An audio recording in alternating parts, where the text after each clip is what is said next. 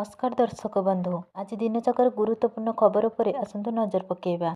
प्रथमे महंगा होइजिबो इलेक्ट्रोनिक्स जिनिस विशेषज्ञों चेतावनी। मध्यप्राच्य वृद्धि पाउथिबा संघर्ष केवल तेल एवं गैस मूल्य को प्रभावित करिबो ताहा नुहे, एहार प्रभाव सुदूर प्रसारी हेबो बोली आशा करा जाउछि। एहा विश्वर सबुठारु गुरुत्वपूर्ण टेक्नोलोजी क्षेत्र सेमीकंडक्टर पर्यंत मध्य व्यापी पारे। विशेषज्ञ माने चेतावनी देइछन्ति जे जदि एही संघर्ष लंबी जाए तेबे चिप निर्माण रे व्यवहृत एक गुरुत्वपूर्ण गैस हिलियम रो जोगाण बाधाप्राप्त होई पारे। एहा संभाव्य भाबरे सेमीकंडक्टर गुड़िकर मूल्य को वृद्धि करिपारे। चिप गुड़िक आजिर स्मार्टफोन, कार, कंप्यूटर एवं अन्य अनेक आधुनिक मेसिन रो मेरुदंड भावरे कार्य करे। जदि एही संघर्ष 3 मास पर्यंत जारी रहे तेबे एहार प्रभाव तीव्र भावरे अनुभूत हेबो। विश्वर प्राय 1/3 हिलियम जोगाण कताररू उत्पन्न हुए। परवर्ती खबर आसंता 15 रु राज्य रे बिजुली घड़घड़ी सह वर्षा। एही सबु जिला को अलर्ट जारी। आसंता 15 रु 19 तारिख मध्य राज्यर अधिकांश स्थान रे वर्षा हेबा नै पानी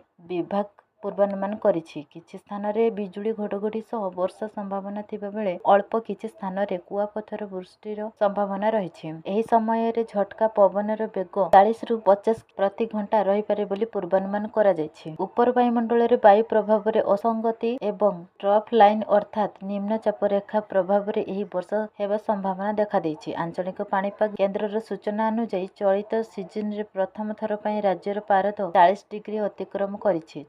40.8 डिग्री सह झारसुगुड़ा राज्यर सबुठु उत्तप्त सहर भावे रेकर्ड करा जायतिबा बेले हीराकुद रे तापमात्रा 39.2 डिग्री रहिछि। परवर्ती खबर पेट्रोल गैस को नै आसिला बड़ अपडेट। पेट्रोलियम मंत्रालय जुग्म सचिव कहिले एणिकी पेट्रोल एवं गैस कला बजार करुथिले होई जांतु सावधान, नियाजिबो कठोर कार्यानुष्ठान। कला बजार विरोध रे दृढ़ कार्यानुष्ठान हेबो बोली सूचना देइछन्ति पेट्रोलियम मंत्रालय जुग्म सचिव सुजाता शर्मा। कला बजार किंबा बेआईन भावे गच्छित रखिथिबा खबर मिलिले कड़ा एक्शन नियाजिबो। एनै राज्य सरकार को निर्देश दिया जायछि। जेउंठी कला बजार हेउथिबा खबर मिलिबो सेठारे चढ़ाऊ होई कार्यानुष्ठान नियाजिबो। राजस्थान, मध्य प्रदेश, उत्तर प्रदेश रे कार्यानुष्ठान निया जायथिबा बेले बाकी जेउ राज्य रे कला बजार खबर आसीबो सेठारे मध्ये कार्यानुष्ठान नियाजिबो। अन्यपक्षे जुग्म सचिव कहिसन्ति एबे दैनिक 75 लाख गैस बुकिंग हेउछि, पूर्वरु 50 लाख हेउथिला। तेबे देश रे तेल एवं गैस रो कोनोसी अभाव नाही। सोशल मीडिया रे हेउथिबा कोनोसी गुजब उपरे आदि विश्वास करंतु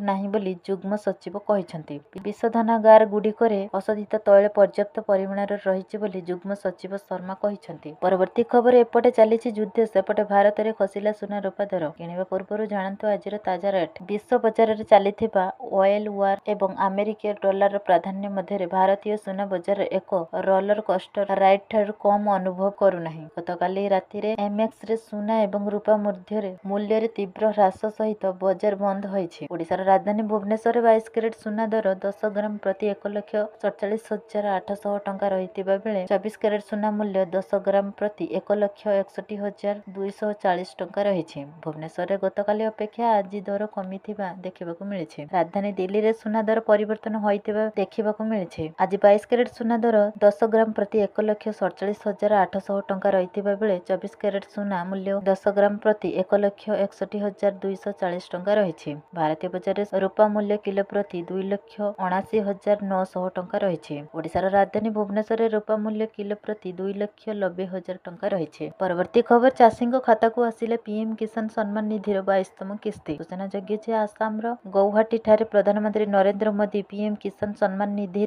22तम किस्ती प्रदान कार्यक्रम शुभारंभ करिसथि। 22तम किस्ती रे देशर 9.32 कोटी कृषकों को प्राय 19,000 कोटी टंका प्रदान करा जायछि। ए कार्यक्रम सबु राज्यर जिला, ब्लॉक, पंचायत, पैक्स और मंडी रे आयोजन करा जायछि। प्रधानमंत्री एही अवसर रे देशर कृषक माननकु उद्बोधन देइछन्ति। राज्य स्तरीय कार्यक्रम रे मुख्यमंत्री उपस्थित कृषक माननकु उद्बोधन देइ कहिथिले जे पीएम किसान योजना चाषी को बिहन, सार एवं अन्य कृषि उपकरण किनिबारे सहायता करूछि। ए 2000 टंका किस्ती एवं 3टी किस्ती रे वर्षकु सर्वमोट 6000 टंका हुए तो साधारण लोकंक पई एक सामान्य अर्थ होई पारे, किंतु जणे क्षुद्र चाषी पई एहा तार परिश्रम रे एक बड़ सम्मान। आम राज्य रे 34,24,000 ऊर्ध्व योग्य चाषी भाई भौणी माननकु 22तम किस्ती बाबदकु 2000 टंका हिसाब रे समुदाय 684 कोटी टंकार आर्थिक सहायता मोदी जी प्रदान करिसथि।